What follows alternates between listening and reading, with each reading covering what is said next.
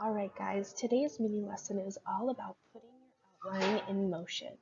Last week we worked in our course guide on really looking at the power of an outline and doing some practice work on what we could put inside of our outline. And now we're going to take that outline and we're going to put it into motion. So one thing that I want you to think about as we go through this presentation today is I want you to think about your essay as a puzzle. And we're going to focus on some specific pieces of your puzzle and really start to work to put those pieces of the puzzle together. What you guys have been working on this week is drafting some more. The end in mind is this, for you to write the bones of your essay and then go back and flesh out things. So there will be parts of your essay that are missing. There will be parts of the writing that you do today that are going to need to be deleted and taken out. So what your job has been is to try and write your draft quickly to just get the gist of things down. If you haven't done that yet, I really want to urge you to do that. Leave holes in your essay on purpose that you plan to fill later. That's okay. That's what the writing process is. It's a process of revisiting and revising and re-editing. You can fill these holes with creating new paragraphs by adding new lines or even skipping lines. And once we have the shape of your draft, then we can go back and revisit your draft and fill in the holes later. Don't worry, we have time. It doesn't have to be perfect. Perfect doesn't really exist when it comes to writing, so we're just going to try it and get something down on paper this week. So some things to think about as you go to draft today are those pieces of the puzzle that I was talking about.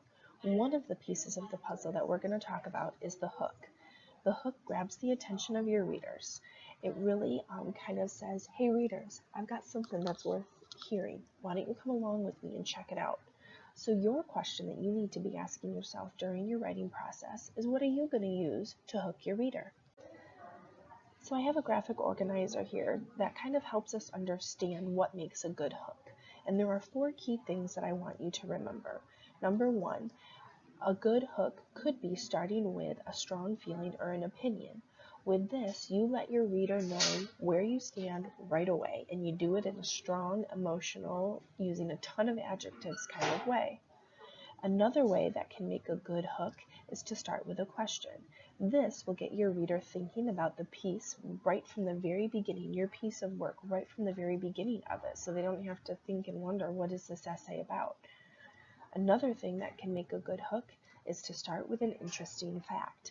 By telling the reader something that they don't already know, that will make them want to learn more. And the 4th important thing that can make a good hook is by starting with a quote. This is really popular to do, but because by beginning with a famous quote, it will make your reader want to know how your piece of writing actually relates to the quote that you started with. Another piece of the puzzle is all about this idea of evidence that we worked so hard on figuring out last week. Your job during the revision process is to ask yourself, where do I thread in this evidence that I've been collecting from my class novel? Well, you do this by focusing on what's important for you to say and then looking for where you can back that up by including evidence. Your evidence should connect to the focus of your essay, obviously, the thesis, right? It should back it up.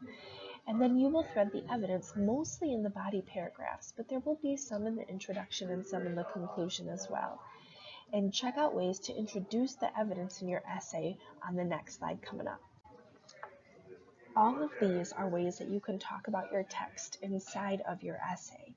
Saying things like the author wrote, or the illustration shows, or an example of this is on page, or in the text it says, or I know because the book says, or on page blah blah blah the author said, the author stated, according to the text explicitly states, or I can infer, hello, $1 million word, from. All of these are ways to easily thread that evidence right inside of the essay that you're already working on. What one here looks like something that would fit into your writing somehow?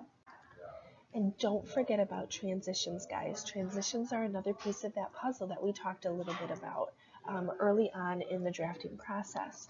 Transitions are what create that flow in your writing. Remember that all paragraphs should connect to your thesis and to one another, and we do this through transitions. Here are some examples of transitions from your thesis to your reasons, to your examples, and then to conclude it. Transitions help connect your thesis and flow easily through your essay. Look here on this list and maybe even write down in your notebook some of the transitions that you feel like would apply to you and your essay. There's a lot of great things here to choose from.